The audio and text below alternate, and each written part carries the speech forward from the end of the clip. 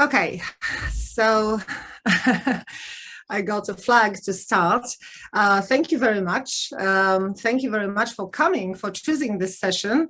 But as I see, there are not many people either interested in finances, our teacher finances, or I think that this is also the reason at this time of Friday afternoon, many of us still work. So probably they will watch this session recorded. Okay, so my name is Sylwia, as you probably know from the IATEFL program. I am an experienced teacher, and I remember when 5 years ago, I went to Szczecin. I remember the exact moment when something strange occurred to me and the idea for this presentation came to my mind. I remember I had bags full of resources that I have just bought. I spent lots of money because obviously you are tempted by all those discounts, and when you have an online IATEFL conference face-to-face, you have all those nice people tempting you to buy new resources, new books, games, and so on. So you open your wallet and you pay. And I remember the thought that, well, this is really, really crazy. This is getting out of my control. So I came with the idea for this presentation because I said to myself, ani grosza więcej, not a penny more.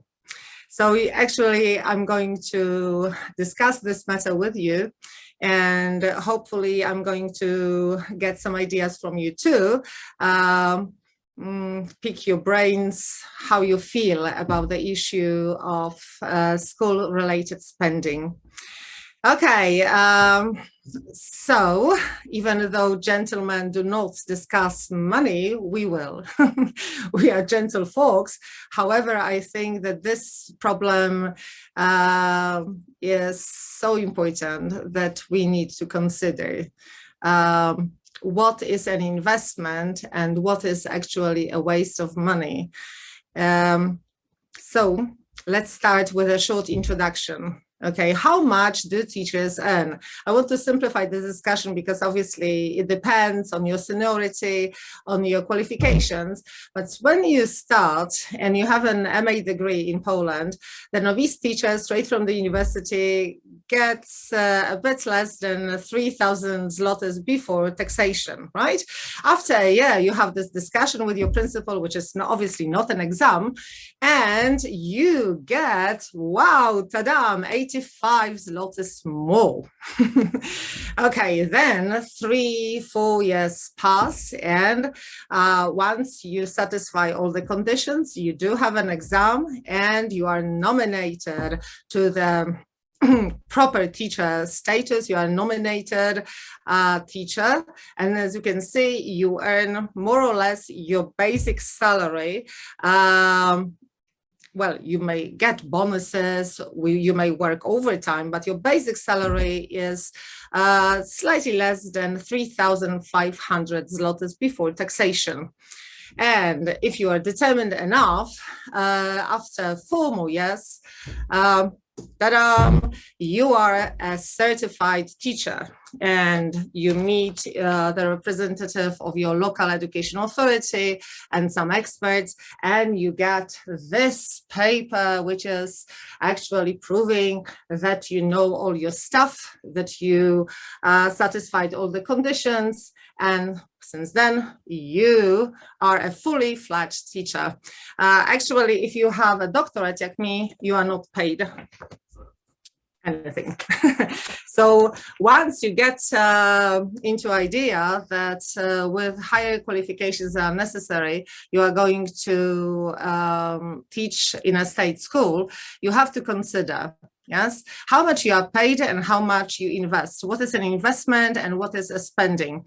And you shouldn't lose track of what's going on in a wider market, because if you are as happy as I was over the summer when I got those certified status, you quickly discover you quickly discover that the average gross salary in Poland is almost 2,000 zlotys more than when you earn, and you are, just to remind you, top of the tops in the teacher status. And if you look at the numbers for the enterprise sector, well, depends which data you are comparing. Sometimes you may discover that the average salary in the enterprise sector is over 6,000 zlotys. Some actually sources claim that it's almost 7,000 zlotys. So this talk is for you to realize that it's not only the matter how much money you have in your pocket, it's also the matter that you are in the smallest bubble, in this 25% of the employers in Poland who earn the least. And we have to admit that education, this sector is underfunded, okay? We are underpaid. However, no matter how much money the Minister of Education and Science, Mr. Czarnek, is going to give us in the future, still, if we do not control the strings of our purses, it's never going to be enough. We need to make smart financial choices. So this is what this discussion is about. However, I don't want to lecture you. This is just an informal talk. This is a workshop, but you know, with a small group of people, it's very difficult to plan workshops like this because you never know how many people are going to come. And you know, I'm not claiming that I'm no finances expert, by no means. Actually, I think that, as the proverb says, the shoemaker's son always goes barefoot. I've just, you know, I couldn't help it. Next week, I'm going to have lessons with my second graders about birthdays, and I've just invested 30 zlotys in those beautiful balloons. And again, I said, what are you doing? And I said, oh yes, this is justified because, you know, I'm going to use it next year too. So it's a good investment. But my question is whether actually we should buy resources to our classrooms. Is it an investment or is it a spending? So in a nutshell, what I'm going to talk about today is where the problem lies. And is it only a Polish context problem?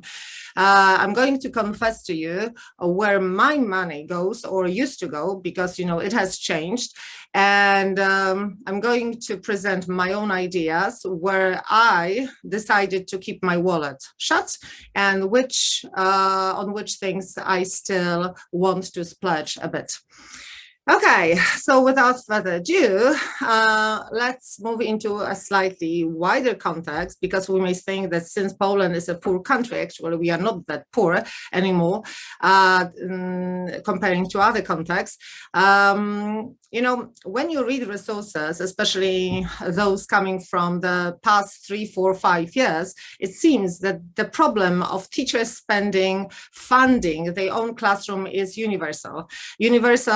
Regardless of the context. So in the article by Daniel Klein, you can find it online, 99 teachers spend their own money on school-related expenses. This is the title.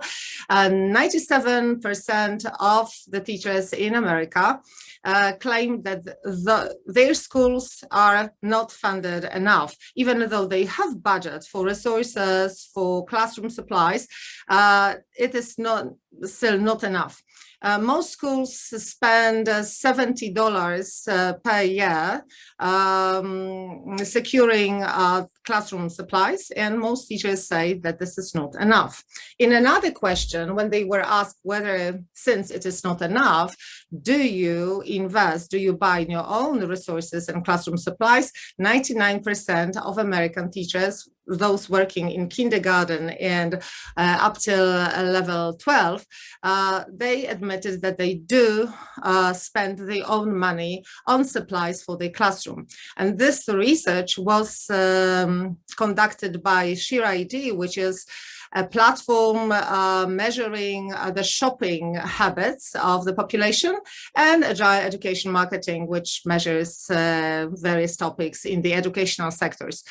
And those that said, yes, I do spend my money, spends, half of them spends $250 per year, which is not accidental, because this is actually the amount that you can redeem in America from your taxes. So on the next slide, you can see that those 48 spends the amount that they can get back because they don't pay taxes. We don't have such an opportunity in Poland. 80% actually said, no. Okay, even though I have this opportunity of reducing my taxation, I am not willing to spend than $100 per year. 15% of the teachers, however, spend more than $500. And well, so as you can see, this is not only the problem of the Polish teachers. Just mind that this question was precisely asking about classroom supplies. And what I'm going to show in a second, we teachers in Poland invest in more areas rather than only classroom supplies. So let's meet Anna Sosna. Okay, this picture was taken in the year 2011 when Ms. Sosna was awarded the Teacher of the Year award. And you see the Minister of Education, Katarzyna Hol, and the President of the Teacher Union, Sławomir Broniarz, and Anna Sosna herself. She is important, not only because she is such a wonderful representative of our profession, but also because she is an English teacher. And every year on her Facebook account, Anna Sosna actually sums up all her expenses that are related to her profession, to supplying herself and her classroom. So this is the number that she got in 2017. 4,000 zlotys, 671 and 74 groszy. Spent on games, books, rewards, after some competitions, prizes for the students, stationery supplies, classroom decorations, printer cartridges, and everything you need in order to prepare materials for your lessons. 4,600 zlotys.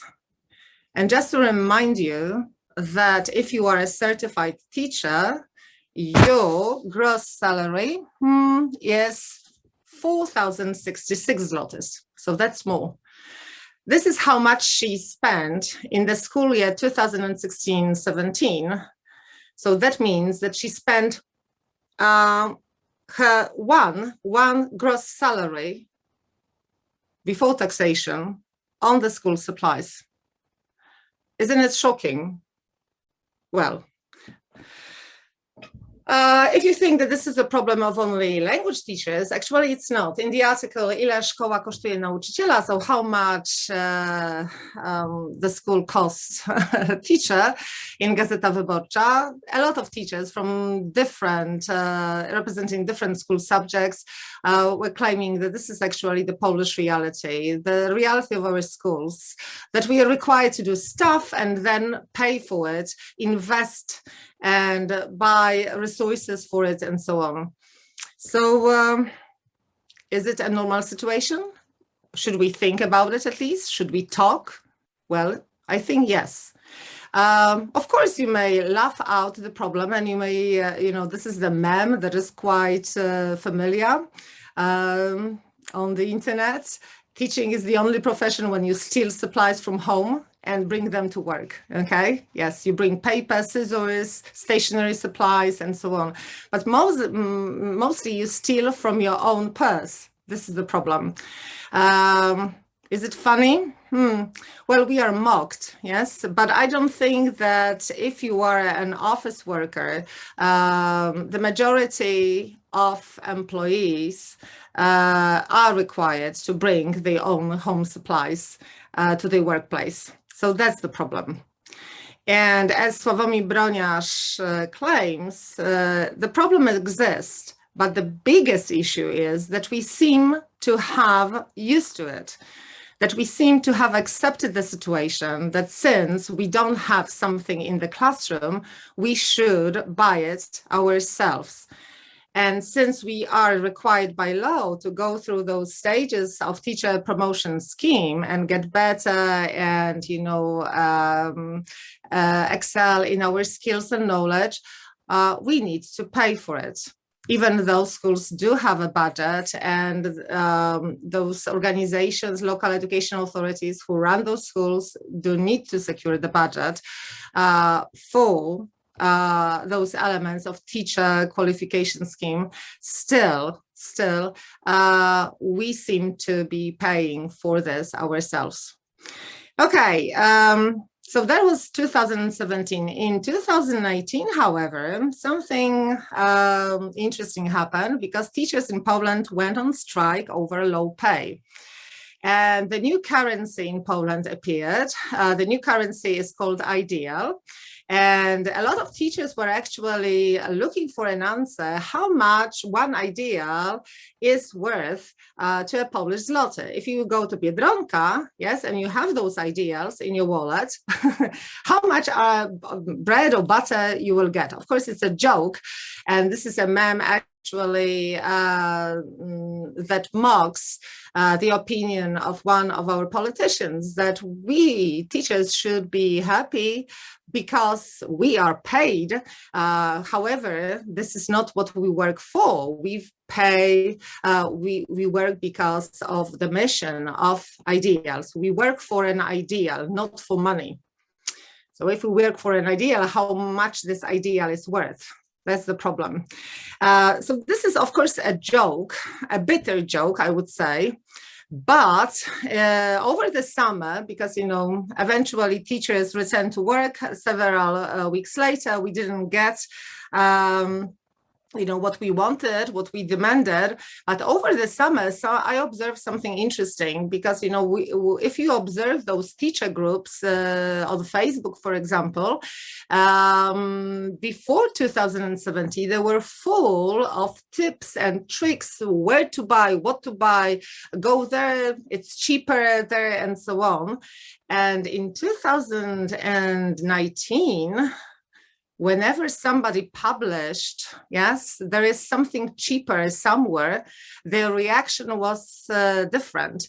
The reaction was, okay, I will tell my school principal or my school mayor who runs the school.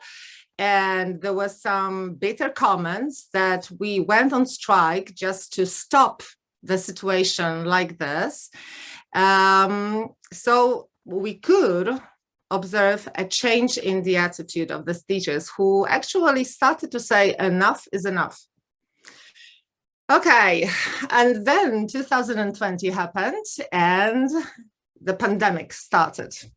And an interesting question arose: who paid for the online education? So let's listen to Sławomir Broniarz again, who is the guest in one of the radio stations. And he was asked about the investments that our ministry made over this pandemic period. Było trochę jednak liczb ze strony, na przykład pana ministra Czarnka. Pan minister Czarnek mówił o wsparciu dla nauczycieli, wyciągnął worki pieniędzy, 244 miliony na wsparcie dla uczniów, dla nauczycieli przy pracy zdalnej 300 milionów, pomoc psychologiczna 15 milionów i tak dalej, i tak dalej. On wyliczał, to jest mało? To jest taka magia wielkich liczb. Pani poseł nawet powiedziała, że za ministra Czarnka dostaliśmy 1 000 000 złotych podwyżki, co jest absolutnie nieprawdą, bo za Czarnka nie było nawet złotówki podwyżki. Ale podobno będą, pan minister Czarnek zapowiada, że niedługo to podwyżki się pojawią. Czasy przyszłe i niepewne, więc raczej mierzmy to, co mamy rzeczywiście w portfelu, a nie deklarowane obietnice. Natomiast zwracam uwagę na to, że te 300 milionów na sprzęt, owszem, radykalnie zwiększyło momentalnie ceny sprzętu, bo jak się pojawia na rynku oferta w wysokości 300 milionów złotych, która musi być wydana na sprzęt wspomagający edukację zdalną, no to byłoby dziwne, gdyby hurtownicy i sprzedawcy na tym nie zarobili, ale ta oferta to jest mniej więcej... No dobrze, ale ten sprzęt miał trafić ostatecznie do nauczycieli, tak, więc ale niezależnie od wszystkiego wydaje się, że to chyba powinno jakoś pomóc, przynajmniej w niewielkim stopniu. Jako osoba, która żyje ze smartfonem i z komputerem, pan pan wie doskonale, że za 500 zł to wielkiego zakupu nie zrobimy, chyba że gdzieś w jakimś second handzie. Jeżeli chodzi o pomoc pedagogiczną, psychologiczną, to tam wypada mniej więcej 3 zł na osobę. Natomiast no, takie wielkie liczby jak 180, 200, 300 milionów złotych, no rzeczywiście na kogoś, kto nie jest związany ze środowiskiem, mogą wywierać na nim duże wrażenie, ale jak to podzielimy na liczbę nauczycieli, na liczbę uczniów, na liczbę samorządów, to widzimy, że tutaj jest absolutna mizeria w tym zakresie. Natomiast to wcale nie znaczy, że te pieniądze były źle wykorzystane czy zmarnowane, tylko ich jest zdecydowanie za mało. Żeby nauczyciel mógł mówić o tym, że jest w pełni przygotowany do edukacji zdalnej, musi mieć własny komputer, musi mieć także zapłaconą sieć, no bo póki co to edukacja zdalna była prowadzona na nasz koszt. Zresztą jak cała praca zdalna całego sektora zawodowego, robimy to w swoim domu, na swoim sprzęcie, na swoim komputerze, na swojej sieci, na swojej energii. Okay, so for those of you who don't speak Polish, okay, what Sławomir Broniarz what he was saying was that actually all remote education has been carried out at our, meaning teachers' expense. We did it at home on our own computers, on our own internet connection, sometimes very mediocre, because this is the only thing, the only connection that we can afford, and using our own electricity, water, and so on.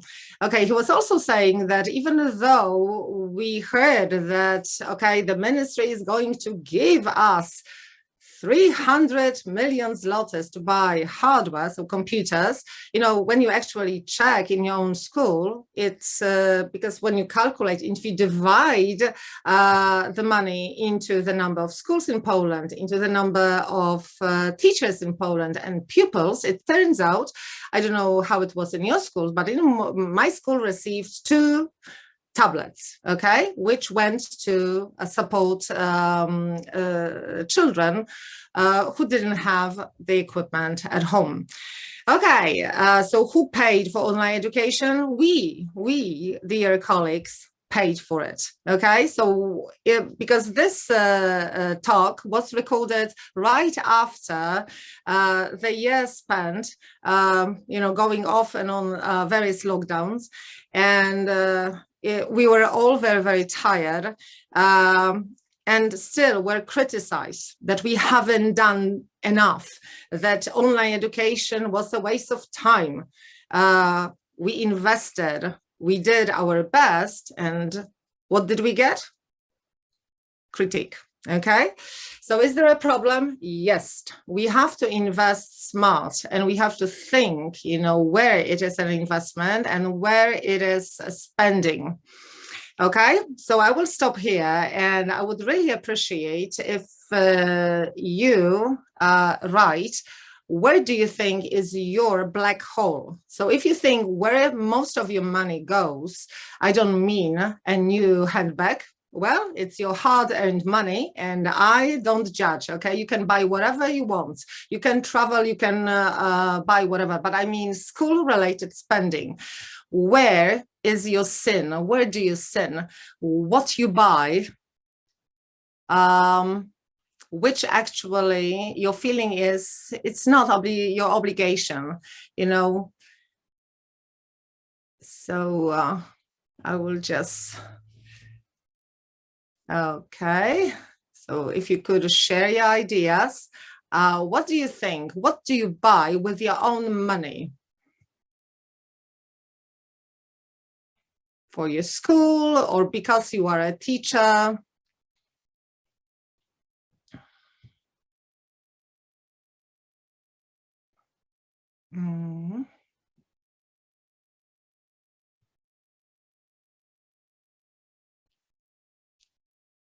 Okay, I can't see anybody typing. So I don't know where, maybe, oh yeah, there is one comment. Let's see it. Teaching aids and online materials. Yeah, so that probably means either the subscription. Oh, yes. So resources. Okay, anybody can? All right. Yes. So this is quite similar to my situation. So when I think about my school-related spending, the two big chunks are actually the things that I buy for my students, and I give it to my students. That means often photocopies. Okay, I'm entitled to make photocopies in my school. However, I have to buy my own paper. Quite often I need to pay if I want to have games, like in 2 sets, I need to use slightly more expensive colored paper. Some of my students never have scissors. I used to teach a class in which 12 students never came with scissors, rulers, purple pencils, they got missing. There is something wrong with the color purple, because you never get, if you want to do a listening exercise, color, something purple or pink. Well, nobody seems to have it. Okay, then I have props like, puppets. If I teach, animals, I have those little toys. I have the whole cupboard full of games. I have, the whole stash of classroom decorations, banners, guirlands, posters, and so on. And since quite often I'm involved in extracurricular classes, I also have the whole collection, because I'm very fond of running the classes in which I read to my students. I have my own private collection of picture books. But this is not the end of the story, because I have to buy stationery supplies just to, have some order in all those things that I produce. So that also costs money. The third, however, group, which is extremely expensive, from time to time, I need to buy a new laptop. So quite often I invest in a new laptop every 10 years. But this is not, again, the end of the story. So this is a picture of my remote control. No, this is not a remote. This is my online remote teaching cockpit. Okay, 3 computers, 2 computers and a tablet, because I had to teach on Teams. So on one computer I had my presentation, in the other window I had my students, and so on. So for my husband it was like, wow, okay, you seem to be a pilot. Yes. Okay. I have an expensive scanner and printer, but it was more expensive than the others, but now it runs almost on nothing. So I don't invest that much on consumables. Cartridges, for example, for HP printers can be very, very expensive. That also means, since I laminate a lot of things that I do print in color, so I have a laminating machine. And of course, on the top of this, you need software. You need software for all the machines that you have. So computer needs, Word, Teams, and so on. And I remember how frustrated I was when I got those 500 plus, the money that we got last, was it September? Yes, September. So I wanted to subscribe to Kahoot, because there was one of the tools in which I tested my students in a gaming form.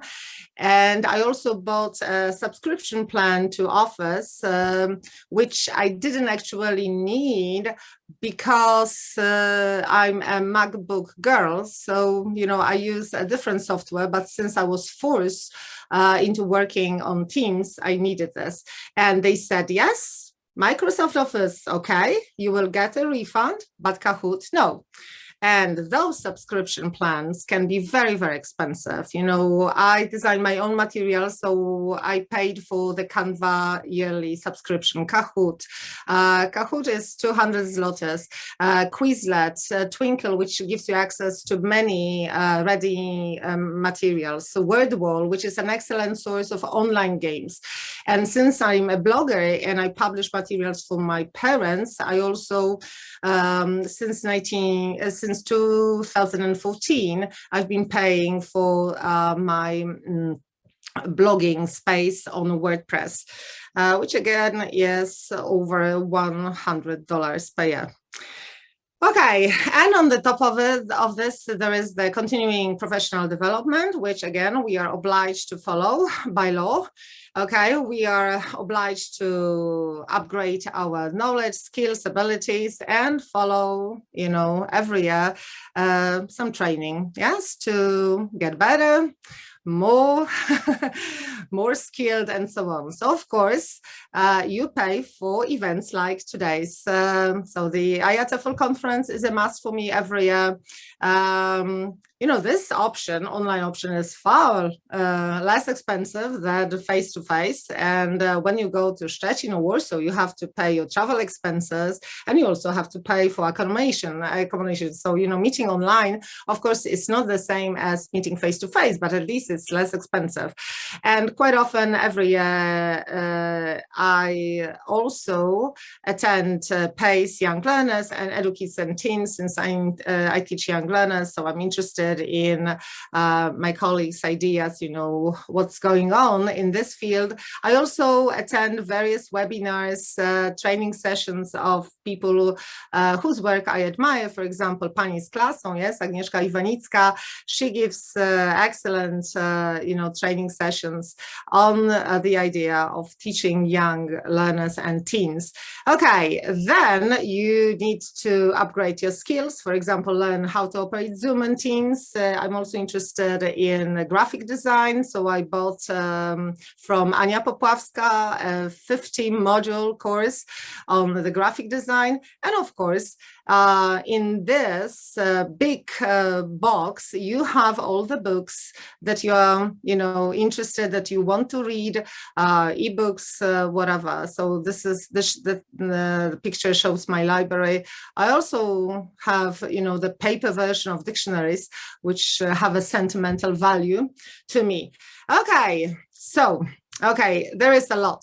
When you calculate, actually, it sums up to quite a substantial amount of money. So how about some saving? How about realizing that this is leading us to nowhere? Okay, well, is it a problem? The raising awareness is probably the first thing that we need to do. So have you ever wondered why some of your friends, some of your colleagues get richer and richer, and you work more and more? You have private tutorials, you have classes in language schools, you seem to work, 60 hours per week, and you are leading straight to the, signpost teacher burnout. So why people get richer and you seem to get poorer and poorer?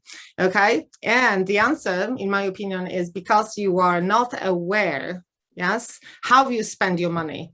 You are not, because these are pennies, groszy, 1 zloty here, 1 zloty here. You actually don't realize how much you spend per year.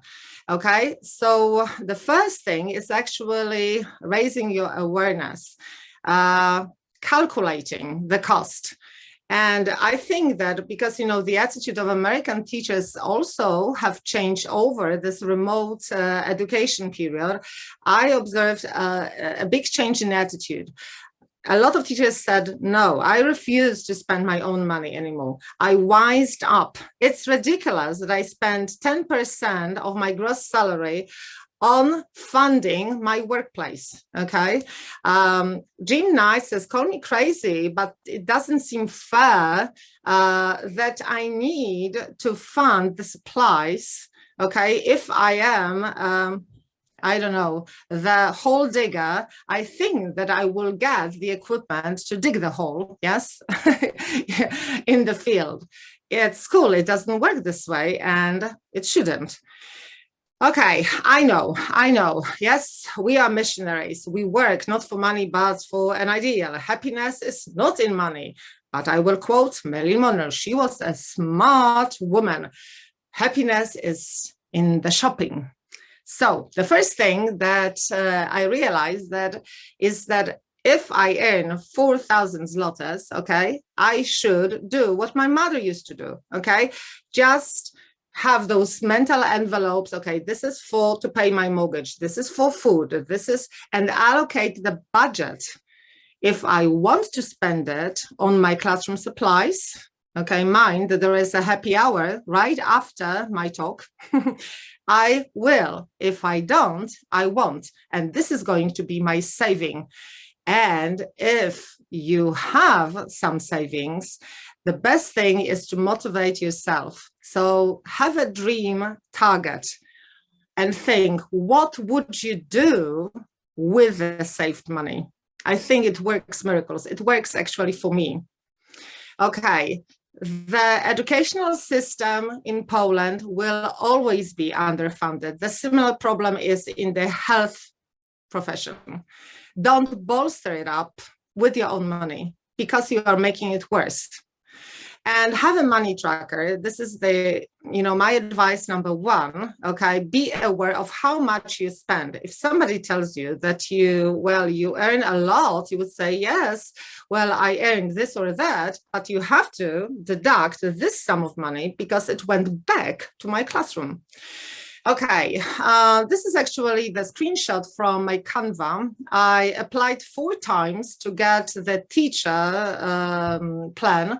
However, they seem to be very, very slow. So now I am facing the situation, okay, should I pay $191 for, again, a yearly subscription to Canva and be able to produce a fancy materials for my classrooms, or should I actually use the free option of this program with a lot of limitations? Okay, my advice is there is money in the system for training sessions, okay? Apply for grants, apply for subsidies, especially for your training sessions. Having said this, I use the form that IATEFL prepared for us, okay? But I didn't get a response. So we will see whether I will get the refund for this very session, right? Take part in the European Union programs. For example, we used to have the program Edu Revolucja and okay, 10 minutes left.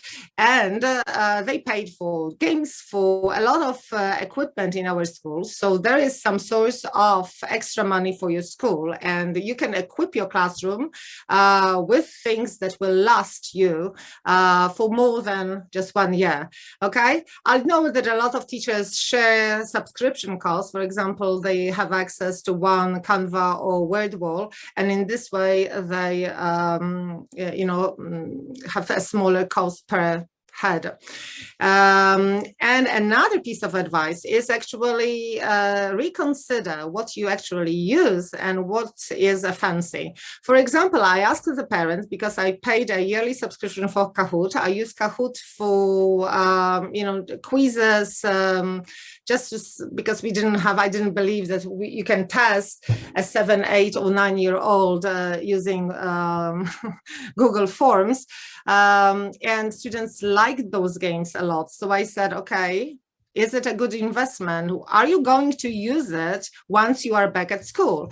And first thing that you notice, I have 80 students in year 2, and only 12 parents bothered to answer. And that's the problem. You pay, you send all those materials, and then you quickly discover that nobody uses it. They promise and promise and promise, but they never get it. Okay. Another thing is that beware of little expenses. Okay, penny to penny, yes, and you will get £1. So beware of little expenses. A small leak will sink a great ship. So calculate everything. So collect all those receipts and calculate how much you spend. So I quickly discovered with those little receipts from stationery shops that I invest too much in consumables. So I asked the class teacher to share the class money, so to buy me at least paper for photocopying, appeal to parents to support for consumables. So every single year I give my parents the leaflet, what we are going to do this year. And there at the very end of this leaflet, there is a wish list. And I say, okay, dear parents, if you want to have more games, if you want to have photocopies that you might use at home, we need paper, we need this, we need glue, that magic glue disappears, right? And they it turned out that they actually were very kindly supporting me in this area. Apply to the Parents' Council in your school. They also have a budget to support you, but mostly reduce the materials that you photocopy that are, just, once and show, reuse the materials and recycle. But this, I mean, think twice what you are going to print in different color. I only print in full color the things that I'm going to use for years, and then I laminate. This is an investment. Things that students are going to get are limited. And if they get something photocopied, we are going to use this for 5-6 lessons at least. So for example, the mini flashcards, okay, if we are not going to use it, I'm going to transfer the same activity to the online version. If, however, I invest in flashcards, I have 2 sets of flashcards for each of my courses, I know, 20 different games, how to use them. Okay, so reuse, repurpose the materials. Okay, students invest their time in cutting, in coloring, in making the notes, because I teach young learners, and then think, how are we going to use this in lesson number 2, 3, 4, 5? At the end of the unit, instead of just practicing, playing memory, lotto, bingo, what is the change seas, and so on, they are going to have a giant board game and stick the mini flashcards from 1 semester or even 1 year, and they are going to see that the same activity can be repurposed. So this is actually what, how my attitudes change. But at the very end, I really encourage you to think about one resource, which is very scarce in my life, which is time. Time is also money. So think, whether the free of charge option is always the free, because, sometimes you buy, you subscribe to the limited platform version, and then you, for example, pay for individual pictures, right, that you are going to use, which again is not more, it's not, from the economical point of view, it's not always the cheapest version. Okay, and think about the time that you invest. For example, I thought, are we going to use Teams next year? If there are no guarantees about this, am I going to invest my time in setting the classroom notebook version for classes 1, 2, and 3? Because I've noticed that nobody uses the resources. There is a class, and then, parents actually start doing something else. So this is something to consider. And finally, because I've noticed that a lot of teachers, once they invested the time, they sell their own materials. And this is what actually, I'm more eager sometimes to pay $1 for something nice, something that, is worth the money, rather than sit for 6 hours, 3 hours, or even 1 hour and designing my own materials, because again, time is money. Okay, so thank you very much. I really hoped that we are going to have more of the interaction, but okay, if you want to contact me, I run a blog, Angielski w Szkole i w Domu, so you can ask me questions, you can contact me through there. Maybe I'm going to put my email in the chat box if you want. Okay. All right. And okay, now it's correct. So I really want to thank you for coming here. That was very nice meeting you. And I wish you a very happy hour with smart shopping. Think twice before you open your wallet. Okay.